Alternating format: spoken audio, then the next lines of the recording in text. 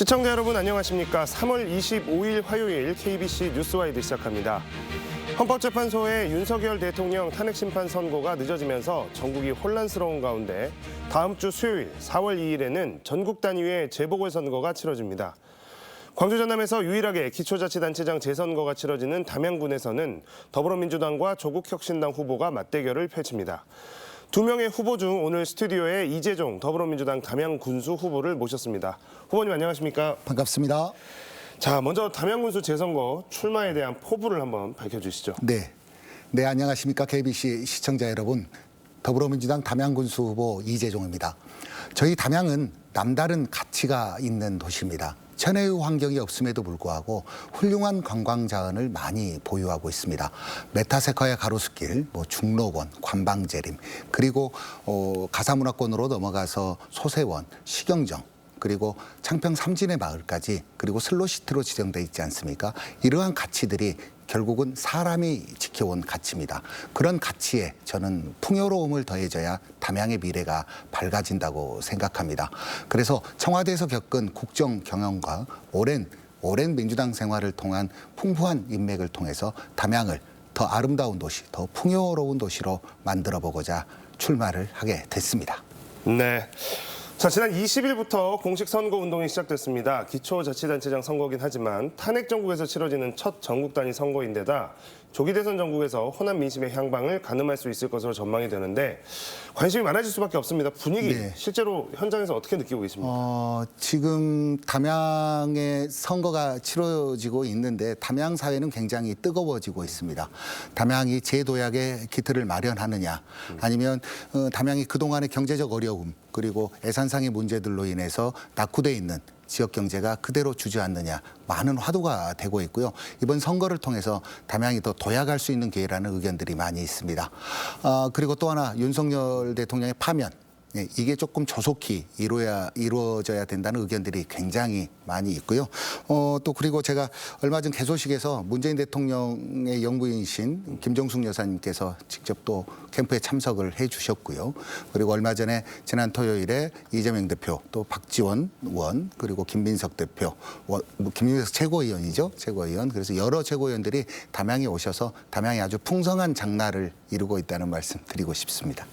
실제로 이제 유권자분들 만나보시잖아요. 예. 악수도 하실 거고 오며 가며 이제 편안한 대화도 좀 하고 하실 텐데 주로 어떤 이야기들 제일 많이 하시는지 궁금합니다. 지금은 빨리 탄핵, 오직 윤석열 탄핵, 그게 좀 화두가 되고 있고요. 그에 이제 부차적으로 담양의 미래를 어떻게, 더불어민주당이 어떻게 좀 설계해 나갈 것이냐, 그런 의견들을 묻는 분들이 굉장히 많이 계신데요. 그러한 의견을 묻는 분들은 담양의 예산 걱정을 많이 하십니다. 그래서 더불어민주당의 대통령, 그리고 더불어민주당의 도지사, 더불어민주당의 국회의원, 그리고 더불어민주당의 담양군수, 이렇게 원팀 정신으로 담양의 미래를 엮어가는 게 좀 더 낫지 않겠냐, 그런 의견들이 많고요. 그런 의미에서 지지를 많이 보내주고 계십니다. 이번에 이제 맞대결을 펼치게 된 조국혁신당의 정철원 후보는 삼선의 군의원 출신이고 또 풀뿌리 지방자치, 토박이론 이런 이야기를 많이 하고 계시더라고요. 그래서 이제 이 후보님 같은 경우에는 또 정치 신인이기 때문에 굉장히 이제 두 분이 좀 대조되는 경력들을 갖고 계십니다. 이 후보님만이 내세울 수 있는 강점 뭐라고 이야기하시겠습니까? 정치 신인이긴 하지만 오랜 경험을 가지고 있었습니다. 문재인 대통령 광주선대위 수석 대변인을 거쳤고요. 또 더불어민주당 중앙당에서 부대변인을 역임했습니다. 이후에 또 청와대로 가서 행정관으로 역임하면서 문재인 대통령을 마지막까지 모셨습니다. 그리고 퇴임 이후에도 평산마을에 함께 가서 대통령이 잘 정착하실 수 있도록 큰 역할을 했던 부분이 있고요. 상대 후보에 비해서 제가 좀 젊은 편입니다. 상대 후보자님이 제 띠동갑 선배님이신데요. 그분 선배님도 아주 훌륭한 후보님이십니다. 그 후보님에 비해서 저는 젊고 또 소통 능력이 좀 더 있지 않겠느냐. 그리고 잘 듣고, 경청은 최고의 대화 아니겠습니까? 국민 여러분들께 잘 들어가면서 발품 팔아가면서 소통하고 있습니다. 네. 자, 후보님께서 이제 여러 가지 군수가 되겠다라고 마음 먹고 나서 지역 곳곳 살펴보셨을 텐데요. 진단하시기에 지금 담양군의 가장 큰 현안은 또 무엇인지, 그리고 그 문제 어떻게 풀어가실 생각이신지 구상을 좀 듣고 싶습니다. 담양은 크게 저는 두 가지의 긴급한 현안이 있다고 생각합니다. 첫 번째는 재정의 문제일 것입니다. 현재 열악한 지역 재정이 본예산 규모가 한 5,265억 원 정도 되는데요. 재정 자립도가 11.1%에 불과합니다. 재정 자주도도 60.7%에 불과하고요. 이제 돈은 없는데 써야 할 곳은 많은 거죠. 그래서 이제 국비, 도비, 예산 확보가 가장 우선시 되어야 될 것 같고요. 지역사회가 그동안 지방자치가 한 30년 동안 이루어져 오면서 대단히 많은 분열의 구조를 가지고 있는 것 같습니다. 젊고 참신한 후보를 더불어민주당에서 선택해 주시고 개혁 공천이 이루어지고 아주 파격적인 공천이 이루어지면서 담양군민 여러분들의 지지가 모아져 있지 않나 생각합니다. 그러한 이런 말씀을 왜 드리냐면 젊은 군수가 제가 되거든요. 만약 당선이 된다면 가장 젊은 정신, 참신한 정신으로 지역사회를 정책 통합을 이뤄내는 것, 그래서 담양이 한 길로 나아가는 것, 그거에 좀 치중을 해볼 생각입니다. 네.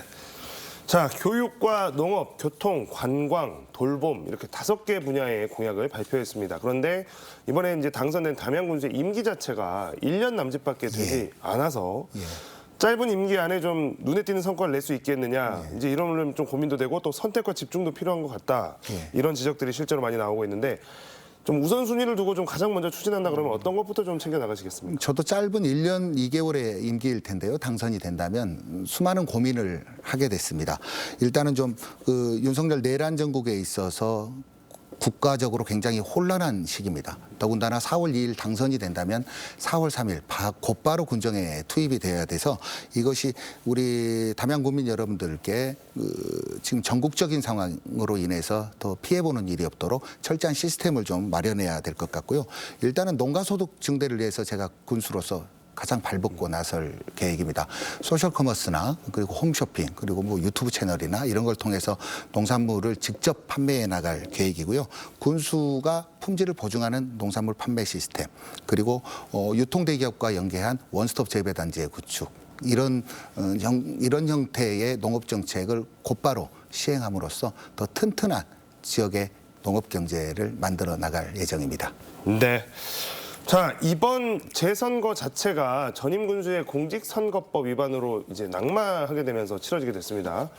때문에 이제 국민들의 실망이 좀 클 것이고 공직자에 대한 청렴도 또 도덕성 또 이런 신뢰 이런 문제에 대해서 좀 유권자분들께서 민감하실 수밖에 없는 상황인데 좀 무너져 버렸다고 할까요? 좀 상처 입어버린 이 신뢰 어떻게 회복해 나가시겠습니까? 조금 전에도 말씀드렸지만 지방자치가 실시된 지 30년이 흘렀습니다.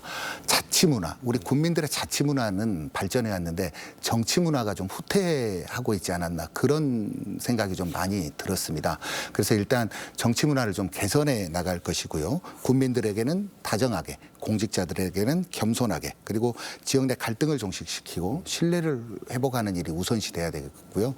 투명 행정을 위해서 군수가 주민을 만나는 소통의 광장을 많이 마련할 것입니다. 의사결정 구조가 단체장이 독단적으로 진행하지 않고 모든 의사결정 구조를 광장에서 논의할 수 있는 구조. 그렇게 해야 지역사회가 통합이 될 것이고 서로 신뢰관계가 구축되면서 담양이 좀 미래가치가 많이 가지고 있는 도시거든요. 도시인데 그런 미래 가치를 현실화시킬 수 있는 그런 공직사회 문화 그리고 지역의 자치 문화 그런 것들을 좀 만들어 나갈 계획입니다. 네. 자, 마지막으로 이재종이 왜 담양군수의 적임자인가 유권자분들에게 한 번 더 강조해 주실 수 있는 시간을 드리겠습니다. 편하게 꼭 하고 싶은 말씀들 정리해서 유권자분들께 한 말씀 부탁드립니다. 예, 감사합니다. 안녕하십니까 시청자 여러분. 저희 담양은 기회의 도시이고 그리고 담양의 발전 가능성은 무궁무진합니다. 이번 담양군수 재선거는 단순하게 담양군수를 뽑는 선거를 넘어서 윤석열 파면 이후 새로운 민주정부의 사기가 수립되고 그거에 대한 기대치가 많이 상승하고 있습니다. 이번 담양군수 재선거를 통해서 담양이 비약적으로 발전할 수 있는 힘의 토대가 마련될 것이라고 생각합니다. 우리 담양은 전남 지자체 중에 유일하게 선거가 실시됩니다. 이번에 대선이 실시가 된다면 담양의 비약적인 발전 프로젝트를 중앙당에 제시할 계획입니다. 그리고 더불어민주당의 대통령 그리고 더불어민주당의 도지사 더불어민주당 국회의원, 더불어민주당 군수로서 지역 발전을 위한 더불어민주당의 헌신을 많이 지켜봐 주시기 바랍니다. 저도 최선을 다해서 남은 선거 기간까지 열심히 국민 여러분들을 만나 뵙도록 하겠습니다. 고맙습니다. 네. 자, 오늘 이재종 더불어민주당 담양군수 후보와 여러 가지 현안에 대해서 이야기 나눠봤습니다. 참고로 조국혁신당의 정철원 후보는 저희 대담 요청에 응하지 않았음을 알려드립니다.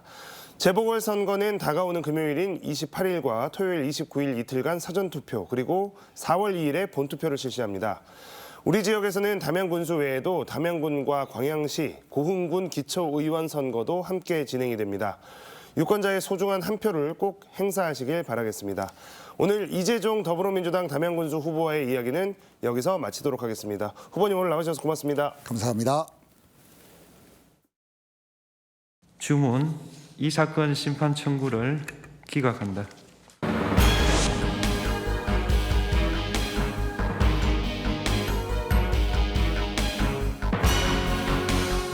졸속 탄핵으로 87일이나 국정을 마비시킨 데 대해 국민 앞에 석고대죄하십시오. 헌법상의 의무를 어긴 이 행위에 대해서 탄핵할 정도는 이르지 않았다라는 판결을 우리 국민들께서 과연 납득할지 모르겠습니다.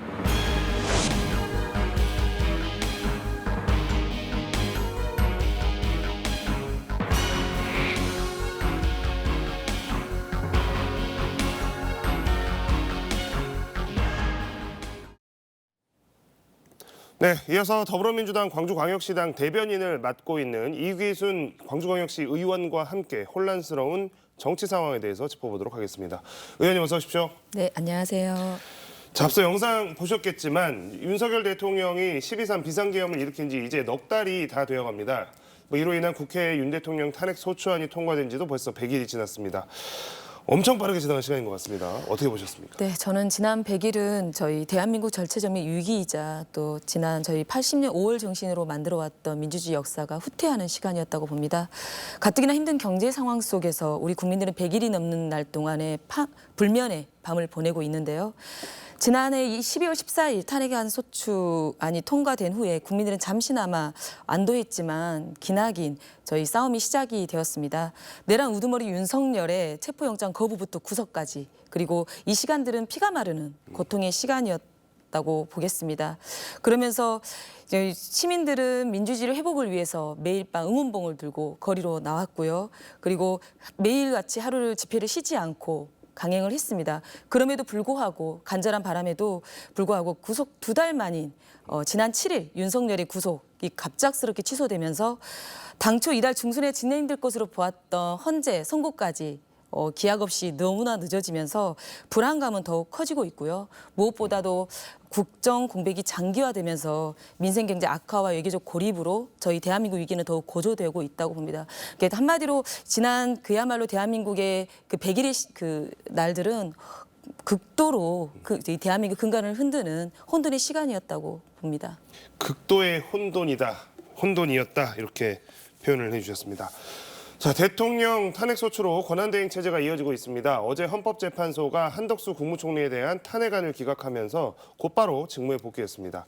한 권한대행의 어제 대국민 담화 내용 먼저 듣겠습니다.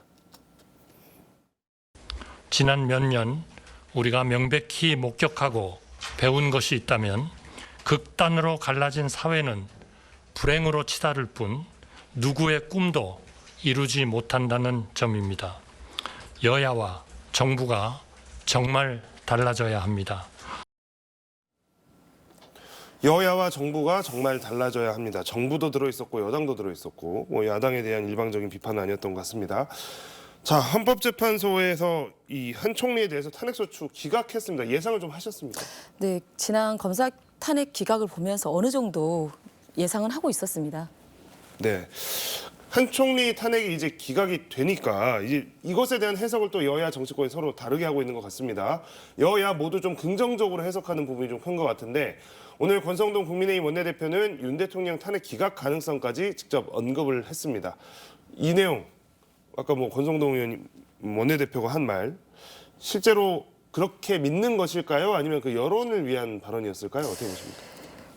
저는 윤 대통령과 한 권한대행 탄핵 사유 쟁점이 크게 다름에도 불구하고 여당의 그런 권성동 원내대표에는 저는 여론전을 통해서 윤 대통령 탄핵 심판이 유리한 지형을 형성하겠다는 의도로밖에 보이지 않습니다. 네. 일단 당초 헌재는 이 대통령 탄핵 심판을 최우선적으로 다루겠다고 했었습니다. 그런데 이제 한 총리 선고를 먼저 했고 또 윤 대통령에 대한 탄핵 선고는 언제 하겠다, 언제 할 것 같다라는 이야기는 있지만 사실 뭐 기약이 없다라고 봐야 되는 상황이 맞는 것 같은데요. 자, 이 부분에 대해서는 어떻게 좀 생각을 하시는지, 뭐 답답함도 있으실 것 같고 그리고 또 예상되는 부분도 있으시다면 어떻게 좀 진행이 될 것 같으신가요? 글쎄요. 대통령 사건이 다른 어떤 사건보다 중요하기 때문에 현재는 국가 안정을 위해서 시급하다는 판단에서 가장 최우선으로 다루겠다고 했는데요. 지금까지도 다루지 않은 헌재를 보면 국가의 안정보다는 여러 가지 국내 정치 상황을 눈치를 보고 있는 건 아닌지라는 답답한 마음도 들고 헌재에게 정말 간곡히 말씀드리고 싶은 것은 정치질 안 하셨으면 좋겠습니다. 일단 헌재 판결이 좀 늦어지는 것에 대해 좀 정치적인 눈치를 많이 본다라고 네네. 평가를 하시는 것 같군요. 자, 이제 뭐 예상을 한다는 것이 뭐 큰 의미가 있을까 싶긴 합니다만은 언제쯤 탄핵 심판 선고 그러면 나올지에 대해서 사실 많은 분들이 궁금한 상황인데 어쨌든 시당 대변인도 맡고 계시니까 많은 분들 만나서 이야기하시겠지만 대략적으로 좀 예상은 언제쯤으로 하고 계시고 또 왜 그런지도 좀 이야기를 좀 해주시면 좋을 것 같습니다. 글쎄요. 이재명 대표님 항소심 선고가 바로 내일이잖아요. 그리고 대부분의 보면 이번에 선고가 되면 이번 주 금요일이라도 탄핵 선고가 되지 않을까라는 예상을 했었음에도 불구하고 오늘 또 여론을 들어보면 4월 초쯤이나 4월 달로 넘어가지 않을까라는 예상들을 다들 하고 계시더라고요. 일단 근데 뭐 이게 사실 이제 알 수 없는 영역이긴 하지만 이게 근데 실제로 이제 4월로까지 미뤄진다라고 하는 것은 최초에 이 이야기가 나왔을 때 탄핵 심판 선고 이야기가 나왔을 때는 정말 낮은 가능성의 선택지 중에 하나 아니었겠습니까? 이게 보시기에 실제로 이제 4월로 넘어가기 이게 더 길어진다고 했을 때 좀 우려되는 부분은 좀 어떤 부분들이 있을까요? 우려되는 부분은 지금도 너무나 국정 자체가 혼란에 빠져 있고요. 아까 아침에 말씀드렸던 것처럼 시민들은 너무나 극도로 불안해하고 또 사회적인 혼란 그리고 극간의 대립에 따른 여러 가지 부분과 함께 경제적 위기가 계속적으로 되어 있기 때문에 이런 지점들이 가장 우려스러운 거죠. 네. 아까 잠깐 말씀하셨습니다. 내일 이재명 더불어민주당 대표에 대한 항소심 선고가 예정돼 있는 상황입니다. 사실 국민의힘과 지지층들은 이 대표 선고와 윤 대통령의 탄핵심판 선고를 연계해서 주장을 지속적으로 해왔습니다. 헌법재판소의 선고가 늦어지다 보니까 어찌됐든 이 대표 선고가 먼저 나오게 되어버린 상황. 이것도 뭐 처음에 가능성이 그렇게 높진 않아 보였는데요. 이 부분에 대해서는 좀 하실 말씀 많으실 것 같습니다. 네, 이재명 대표의 공식적 선거법 위반 항소심 선고가 하루 앞으로 다가왔지 않습니까? 그럼에도 당초 3월 중순 정도로 전망했던 윤석열 대통령 탄핵 심판 선고는 기약 없이 지금 지연되는 배경이 매우 의심스러운데요.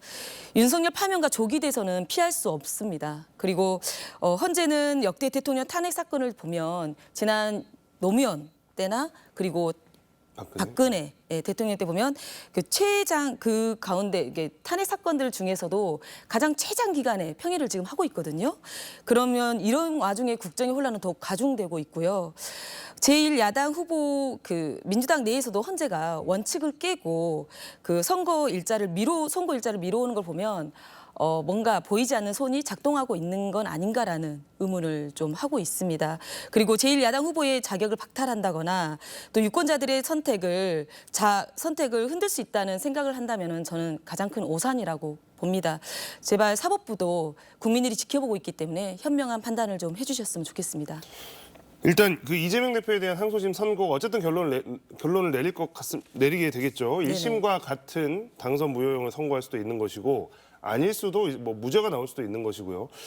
자, 이제 그러면 2심 항소심 결과가 어떻게 나오느냐에 따라서 헌법재판소가 뭐 결과를 바꾸진 않더라도 이 선고 시기나 이런 것들을 좀 조정할 수 있는 가능성도 있다고 보십니까? 개인적인 좀 어떻게 생각하시는지 궁금하네요.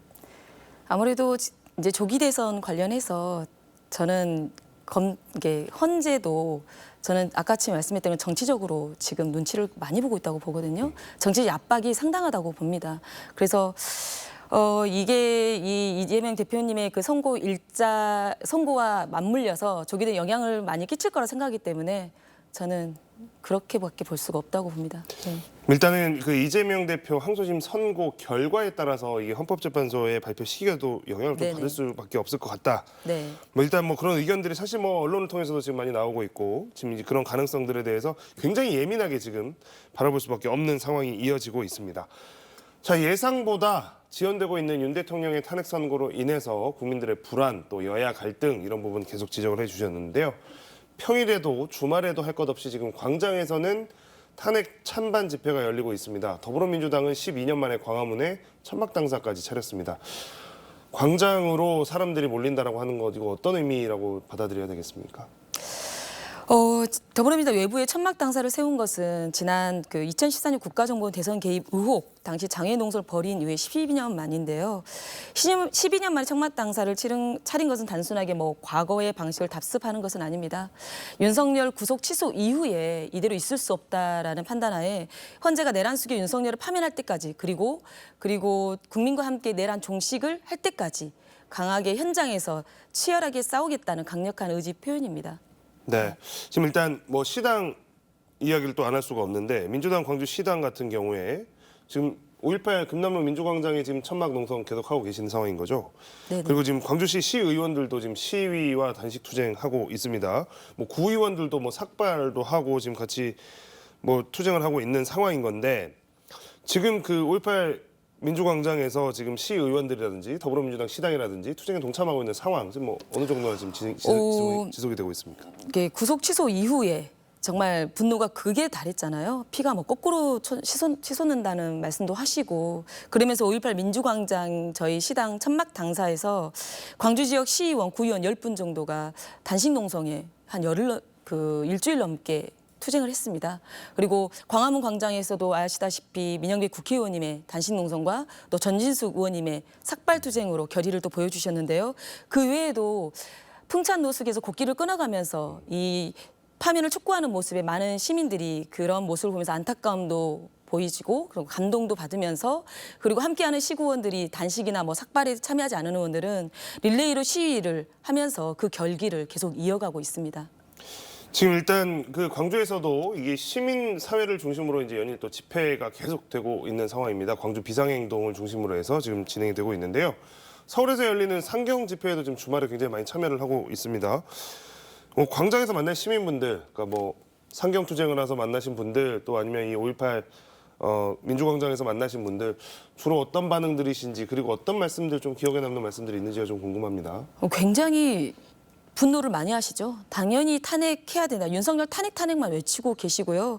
그리고 이 얼른 암흑의 시대를 끝냈으면 좋겠다. 그리고 무엇보다 제가 가장 좀 뭉클했던 장면이 어떤 아주머니 한 분께서 이렇게 큰 그 가방을 메고 오셔 그 안에 젤리부터 시작 아이들이 좋아하는 과자를 잔뜩 담아서 이게 집회에 나와 있는 아이들한테 하나씩 나눠주면서 어른들이 이런 세상을 만들어줘서 이런 세상을 너희들한테 보여줘서 너무나 미안해라는 말씀을 하시면서 과자를 또 지어주시더라고요. 그런 모습을 보면서 참 마음이 많이 뭉클했었고요. 그리고 무엇보다 시민들께서는 언제 파면되냐, 특히나 좀 계속적으로 탄핵 기각이 되고 있는 모습들을 보면서 굉장히 불안해하고 계십니다. 네. 실제로 이제 어쨌든 이 농성은 지속은 되고 있지만 이게 광주시 의회라고 하는 것이 한 명의 국민의힘 의원과 한 명의 무소속 의원을 제외하면 전부 이제 민주당 소속이니까요. 앞으로 이제 이 천막 농성이라든지 투쟁의 계획 같은 것들은 앞으로 일정이나 이런 것도 좀 어떻게 되나요? 일단 파면 선고가 될 때까지 계속적으로 저희도 매일 집회에 참석을 하고요. 그리고 시민들과 함께 거리 광장을 걷고 그리고 함께 깃발을 흔들고 또 계속적으로 투쟁은 이어갈 건데요. 또 매주 또 서울 광화문 집회에 또 참석을 하고 있거든요. 이런 부분에 있어서 놓치지 않고 끝까지 지치지 않고 가야겠죠. 네. 자, 윤석열 대통령 탄핵을 둘러싸고 광장의 찬반 여론이 극명하게 갈리면서 이번 탄핵 정국이 끝나더라도 우리 사회는 후유증이 너무 심각하게 남을 것이다 이런 우려가 많이 있습니다. 광주라고 하는 지역의 특성상 또 정치적인 특수성상 좀 우리 지역 안에서야 그런 갈등이 커 보이진 않지만 말씀하셨던 것처럼 이제 상경 집회 하시고 나면 그런 것들 많이 이제 보게 되실 텐데 걱정이 되지 않을 수가 없는 부분입니다. 이게 세대별로 또 지역별로 나눠서 또 극단적으로 갈리는 것 같은데 이런 거에 대한 우려도 당연히 크실 수밖에 없을 것 같아요. 네. 정말 현장 광화문 집회에 가보면 찬반이 너무나 극명하게 갈리기 때문에 또 정말 너무나 안타까운 장면들이 많이 보여지거든요. 그러면 만약에 파면 선고가 이루어지고 조기 대선을 치른다 해도 이 심각한 분열 문제는 어떻게 해결하고 수습할 것인가에 대해서 고민이 되어질 수밖에 없더라고요. 이게 그래도 이제 탄핵 정국이 끝난다 할지라도 한동안 이견 봉합되기도 어렵고 극적으로 뭐 나아진다는 것도 전망이 쉽지가 않고요. 근데 이제 많은 분들한테 이거 어떻게 수습해야 돼요라고 물어보거든요. 그러면 그 부분에 있어서 진짜 많은 분들도 시민들께서도 많은 고민을 하세요. 왜냐하면은 그런데도 불구하고 가장 급선무 이게 이 내란을 이 서로 간의 갈등을 봉합하는 데 있어서 가장 급선무는 무엇보다도 계엄 주동 그리고 동참 세력들 특검을 통해서 하루라도 빨리 엄정하게 엄벌에 처하는 것이 가장 이 사회를 빠르게 안정하는 데 있어서 가장 중요한 문제라고 말씀을 하시거든요. 그리고 내란 선동 역시 그 선동에 대해서 못하도록 불법적인 것을 못하도록 그거에 대한 처벌 또한 강화돼야 한다고 말씀을 하세요. 그래야지만 이 정치가 향후에 같이 통합 정치로 나아가는 데 있어서 또 나중에 조기 대선 때도 누군가의 인신 공격보다는 정책적으로 같이 논의하는 그런 과정들이나 또 대화의 장들을 많이 만들었으면 좋겠다라는 말씀을 하십니다. 네. 비상계엄 이후에 탄핵 정국 계속되면서 이제 사실 국정공백이라고 하는 게 이제 지역사회, 지자체 사업 같은 것에서 극명하게 드러납니다. 시의원이시다 보니까 광주시 살림살이나 이런 것들에 대해서 누구보다 잘 알고 계실 텐데 실제로 이 탄핵 정국 이후로 막혀버리는 현안이나 이런 것들에 대한 문제점도 좀 큰 상황인 거죠? 네네. 지금 현재 광주의 상황이 녹록치는 않습니다. 이건 뭐 다른 타 지자체도 다 마찬가지일 텐데요. 탄핵 정국 장기화로 광주의 핵심 사업들이 심각한 차질을 빚고 있습니다. 그중에 광주 인공지능 2단계 사업은 예타 면제 직전에서 발이 묶여 있고요. 그리고 광주대구 달빛 고속철도 건설은 지난해 9월에 기재부에 예타 면제 요구서를 제출한 이후에 진척이 없는 실정입니다. 특히 광주도시철도 2호선은 저희가 올해 사업 경우에는 국비가 2,100억 정도 투입이 돼야 되는데 그중에서 715억가량이 아직 확보되지 않아서 올 하반기 광주시 그 공사 추진하는 것마저도 불투명한 상황이고요. 또 광주 시민들의 오랜 염원이죠. 군공항 이전. 관련해서도 지난해 3년여 만에 재가동했던 그 군공항 이전 범정부 협의체 회의도 무기한 연기 후에 아직도 감감무소식입니다. 그리고 무엇보다도 서민 경제 파탄이 가장 심각하고요. 너무나 안타깝습니다. 네. 자, 지금까지 더불어민주당 광주광역시당 대변인을 맡고 있는 이귀순 광주광역시 의원과 함께했습니다. 의원님 오늘 나와주셔서 고맙습니다. 네, 고맙습니다.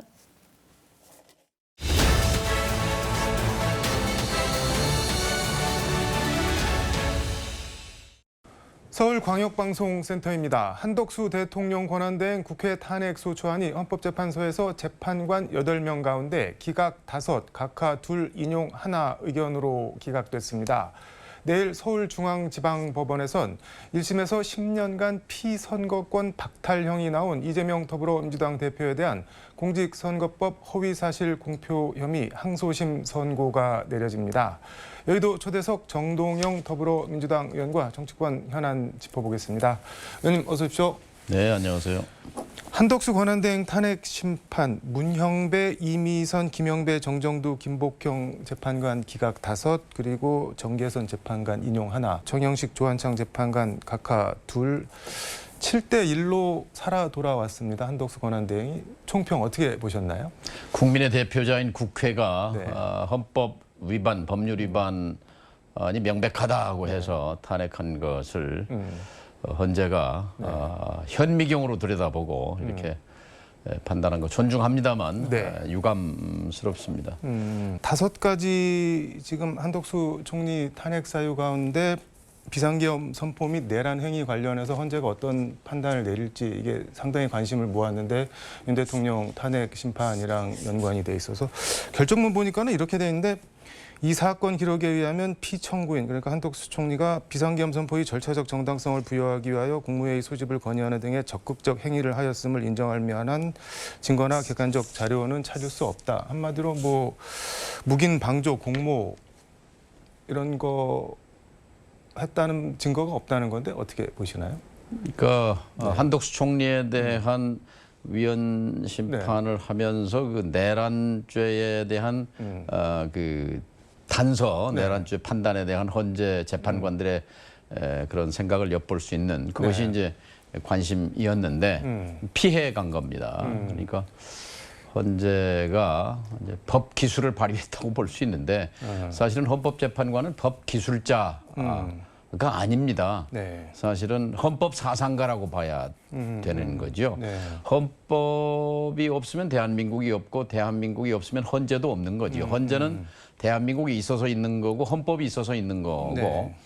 헌법을 심판하라는 게 아니라 헌법에 따라서 심판하라는 거거든요. 네. 그러면 12월 3일 피의자 윤석열이 저지른 행위가 헌법을 명백히 파괴했느냐, 네. 또 파면할 만큼 명백하냐, 그 중대하냐, 이거를 판단하면 될 것입니다.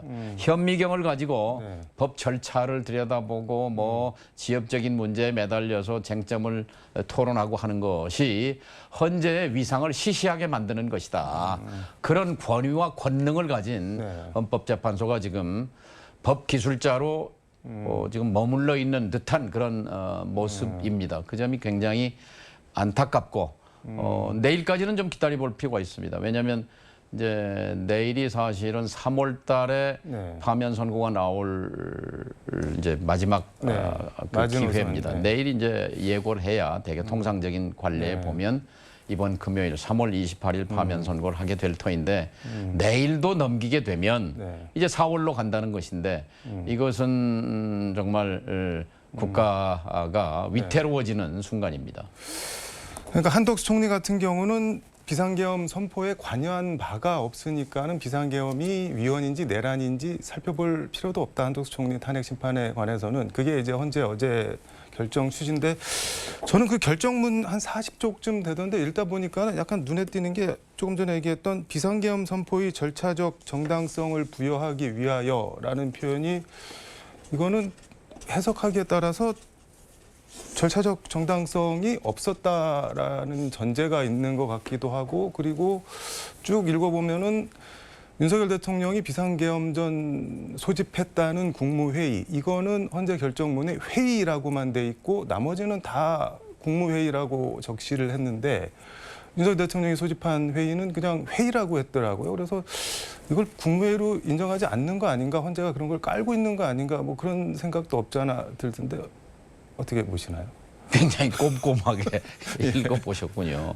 이거 숨바꼭질도 아니고 네. 보물찾기도 아니고 이 설문답도 아니잖아요. 네. 이제 긍정적으로 해석하면 네. 이제 그 총리를 권한 대행으로 임명해 놓음으로써 다시 네. 복귀시켜 놓음으로써 국가의 안정을 대내외적으로 네.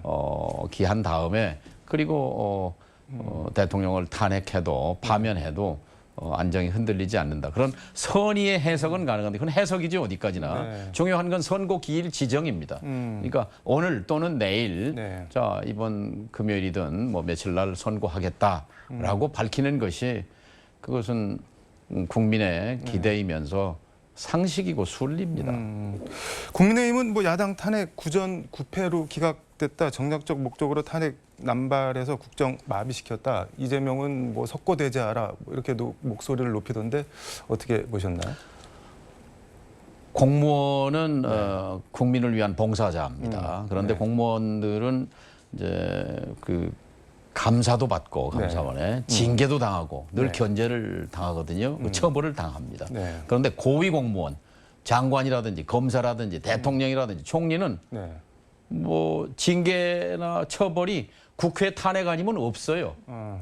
그러니까 뭐 검사든 무슨 총리든 장관이든 마음대로 하라는 게 아니에요. 헌법과 법률에 맞게 네. 그 권한을 행사하라는 건데 그게 벗어나면 거기에 대해서 징계와 처벌은 누가 하느냐? 국회가 할 수 있는 겁니다. 그게 탄핵입니다. 그러니까 지난 윤석열 치하 2년 반 동안 네. 사실 무도한 정치였거든요. 무도한 통치죠. 국민은 안중에 없고 자신 권력을 완전히 주머니 속에 사유물처럼 전횡한 네. 그 권력에 대해서 누가 견제합니까?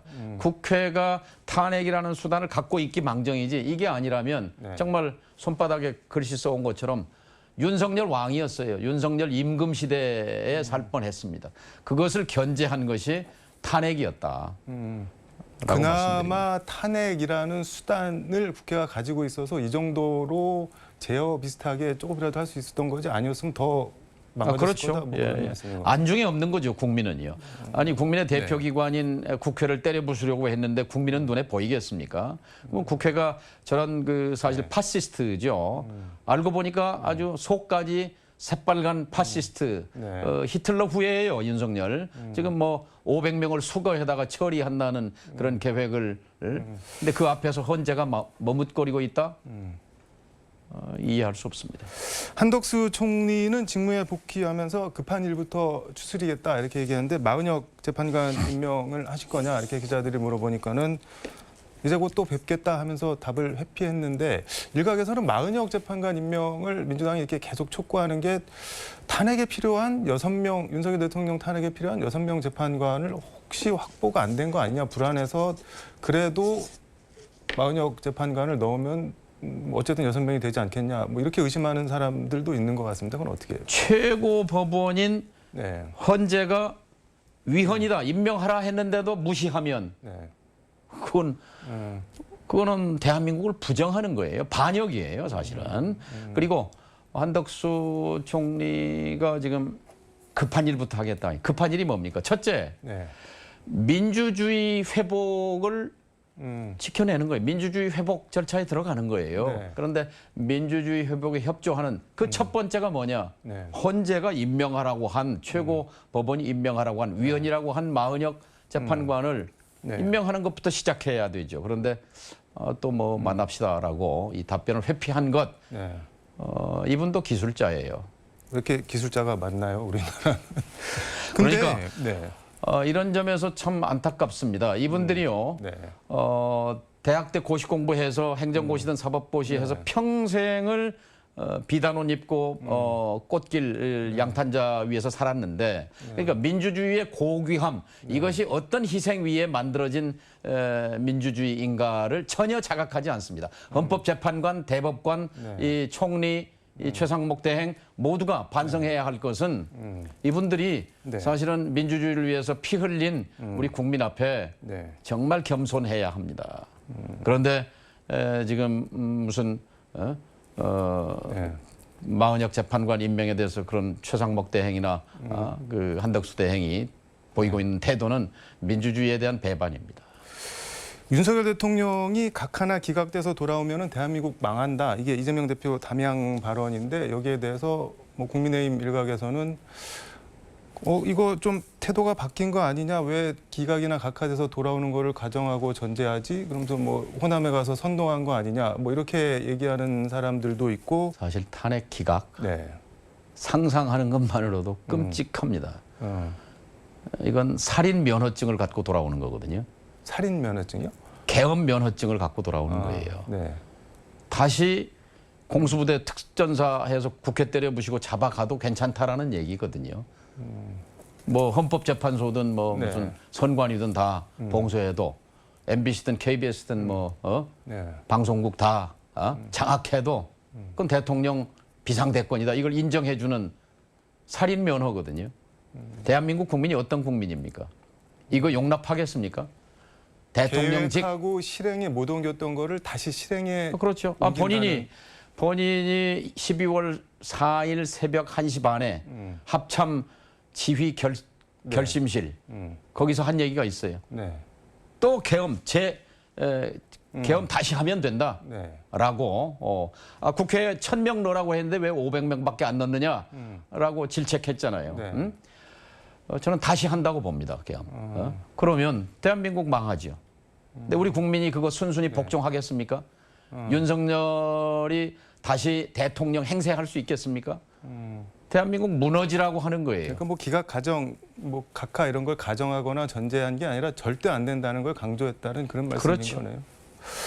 내일 이 대표 공직선거법 위반 항소심 이건 당내 지금 분위기가 어떤가요? 저는 반전이 일어날 거라고 봅니다. 1심 판결문 저도 읽어봤는데요. 네. 판사의 감정이 느껴졌습니다. 그거는 1심 판결은 정상적인 판결이 아닙니다. 네. 부인한 것, 단순 부인한 거거든요. 근데 그것을 허위 사실 공표로 징역형을 때린다는 것이 판사로서 정상적인 판결은 아니라고 보고요. 우리가 미국 제도에 대해서 많이 평가하잖아요, 기준으로. 미국에는 허위사실 공표죄가 없습니다. 미국의 수정헌법 1조가 언론, 출판, 집회, 결사의 자유를 제한하는 어떤 법률도 만들어서는 안 된다. 표현의 자유가 미국을 만든 그 기본 철학입니다. 그렇기 때문에 미국식 민주주의를 우리가 따라가려고 하는 그런 특히 보수 지식인들 이 표현의 자유를 와 충돌하는 이런 근데 그 허위사실, 허위사실 공표죄 삭제한 선거법 개정안 발의한 거에 대해서 국민의힘에서는 사기꾼이 사기죄 없애는 거다, 도둑놈이 절도죄 없애는 거랑 뭐가 다르냐, 뭐 이렇게 또 얘기를 하기도 하던데요. 이 참 여당은 야당보다 좀 더 신중해야 합니다. 근데 참 이 정치권의 말들이 거칠고 조악하고 사납잖아요. 근데 이게 이제 국민 정서에도 영향을 미칩니다. 좀 순화할 필요가 있습니다. 김건희 여사 총 갖고 뭐 하냐, 안 쏘고 이재명 쏘고 나도 자결하고 싶은 마음이다, 뭐 이런 발언. 그리고 계엄 실패한 이후에도 난 조선일보 폐간에 목숨 걸었어, 이런 얘기하는 거 보면은 진짜 본인이 권력과 세상의 중심이라고 생각하는 것 같은데, 김건희 여사 어떻게 보세요? 12.3 비상계엄의 뿌리는 김건희입니다. 2023년 4월 27일이 중요합니다. 그날이 뭐냐면요. 2023년 4월. 지금부터 그러니까 2년 전입니다. 계엄은 2년 전부터 시작됐다고 볼 수 있어요. 2년 전에 국회가 민주당이 주도해서 김건희 여사의 주가 조작에 대한 특별검사 임명에 관한 법률을 통과시킵니다. 그게 23년 4월입니다. 이게 이제 방아쇠가 됐다고 생각합니다. 그때부터 윤석열 대통령 입에서 반국가 세력 척결 얘기가 나오기 시작합니다. 김건희 여사 특검하면은 반국가 세력인 건가요? 그렇죠. 이제 공포감, 이제 위험을 느끼기 시작한 거죠. 주가 조작으로 특검이 시행이 되면은 감옥에 가는 거죠, 사실. 주가 조작범은 엄하게 처벌할 수밖에 없는 거니까. 그리고 두세 달 뒤에 그 김건희 여사가 뒤에 있는 청와대 핵심 관계자 안보실에 실세지요. 그 사람이 속초에 있는 HID 부대를 방문합니다. 대북 침투 비밀 부대예요. 그거를 안보실의 차장이 찾아갑니다. 그리고 거기에 있던 중령, 오모 중령이라는 사람이 그 NSC 김태효 밑으로 옵니다. 김태효 차장이에요. 그것도 수상해요. 그때부터 저는 북풍을 이용한, 말하면 전시 상태가 되면, 국지전이 벌어지면 계엄을 선포할 수 있잖아요. 쓸어버릴 수 있잖아요. 이게 끈질기게 시도됐다고 봅니다. 그리고 몇 달 뒤에 23년 11월 7일, 이 날짜가 중요합니다. 방첩사령관, 수방사령관, 특전사령관 세 사람을 그날 임명합니다. 그날 세 사람을 같은 날 임명해요. 그리고 폭탄주 돌리면서 결의를 합니다. 그게 폭탄주 도원 결의예요. 그리고 이제 사실상 실행에 들어가는 거죠. 시기만 노린 거예요. 그래서 24년도에 이제 6월 달에 한 차례, 10월 달에 한 차례, 그리고 11월에 세 차례 외환을 시도합니다. 이게 불발로 그치자 마침내 12월 3일 개몽하기 위해서 했다라고 이제 마침내 거사를 하게 되는 거죠. 그 뿌리에 그러니까 김건희 여사가 있는 거고, 이거는 이 검찰 지금 이 재판에서는 밝혀지지 않습니다. 그러니까 바로 그렇기 때문에 파면, 정권 교체, 그리고 특검에 의한 수사를 통해서 내란의 뿌리를 밝혀야 된다고 생각합니다. 계엄 뿌리가 김건희 여사라는 말씀인 건가요, 그럼? 지금 팔과 다리는 드러났어요. 팔다리는 특전사, 방첩사, 정보사 이런 데가 팔다리예요. 그런데 뿌리, 몸통, 머리는 드러나지 않았습니다. 명태균 씨가 윤 대통령은 장님무사, 김건희 여사는 안진뱅이 주술사 뭐 이런 표현을 했던데, 김건희 여사가 확실히 대가 세긴 세다, 이게 뭐 긍정적이든 부정적이든 그런 품평들은 많이 나오는 것 같습니다. 이걸 어떻게 받아들여야 될까요? 그러니까 저도 좀 지금도 떠오르는 장면이 지금 공수처에서 병력을 투입해서 체포하러 왔는데, 남편을 체포하러 왔는데 유유히 개를 데리고 산책하는 장면이 두 번 다 나오잖아요. 아무튼 좀 조사해봐야 할 사안입니다. 시간이 다 돼서 이거 하나만 좀 여쭤보겠습니다. 페이스북에 악의 평범성은 없다는 제목의 글을 적으셨는데, 이건 독일계 유태인 미국 정치학자 한나 아렌트가 쓴 예루살렘의 아이만 그 이스라엘 사람들, 유대인들 학살한 실무 주동자의 전범 재판을 한나 아렌트가 지켜보면서 악의 평범성, 나는 뭐 지시받은 대로 명령받은 대로 했는데 왜 나한테 따지냐 뭐 이렇게 항변하는 거 보고 악의 평범성이라는 표현을 만들어냈는데 이거를 페이스북에 적으신 이유가 뭐가 있어요? 딱 그 닮은 꼴입니다. 그러니까 네. 나는 명령에 따라서 유대인 600만을 학살했다. 네. 라는 거와 지금 12월 3일 친위 쿠데타 내란 안에 가담했던 네. 국무위원들, 장관들, 이 군인들뿐만이 아니라 지금 각 분야의 법비들 이런 분들이 사실은 뭐 인간적으로는 좋은 분일 수 있어요. 인격적으로도 괜찮고. 그런데 사실은 대한민국을 파괴하는 일에 내가 아무런 양심의 가책 없이 가담하고 있는 거지요. 쿠데타는 영원히 추방하는 것이 맞습니다. 저는 근데 악의 평범성 이거 보면은 그 설경구 씨 나온 영화 박하사탕이 생각나는데 거기서 고문 경찰관들의 그 일상적인 생활 뭐 고기 구워 먹고 노래 부르고 그다음 또 뭐 그다음 날 일어나서 고문하러 가고 그런 거 막 생각나는데 근데 윤석열 대통령이 구속 취소돼서 풀려되고 얼마 후에 군이 영연백 시신 담는 백을 또 3,000개를 입찰 공고를 또 냈다 그러는데 계엄 전에도 3,000개를 갑자기 구입을 해갖고 논란이 됐는데 이거는 뭐 계속 왜 군이 일부러 이러는 걸까요? 뭐 저 어떻게 대보라고 이거 왜 이러는 걸까요? 진짜 이거는 이거 참 끔찍한 일입니다. 그러니까 박정희 말기에 차지철이 탱크로 한 100만 밀어버리면 됩니다. 라는 그런 생각을 김용현, 노상원 이런 사람들이 그 민간인인데 이 사람이 9월, 10월, 11월 석 달 동안에 그 국방부 장관 관사를 자기 집 드나들듯이 20-30차례 들락거려요. 네. 그러면서 이제 준비를 했던 일환인데요. 악의 평범성 말씀하니까 지금 윤석열 피의자 지금 뭐 관저에서 유유자적하고 있지 않습니까? 그제 헌재 앞에서 이제 저희가 기자회견도 하고 했는데 토요일이라 조용하더라고요. 토요일, 일요일 출근하지 않습니다. 그런데 지금 이 엄중한 국가 비상사태에 헌재가 6시에 퇴근하고 토요일 쉬고 일요일 쉬고 국가가 망가지고 있지 않습니까? 네. 정말 최소한의 애국심을 발휘해 주기를 바라는 마음입니다. 네. 알겠습니다. 시간이 다 돼서 오늘 말씀 여기까지 듣도록 하겠습니다. 고맙습니다. 예, 감사합니다. 지금까지 서울광역방송센터에서 정동영 민주당 의원과 함께 전해드렸습니다.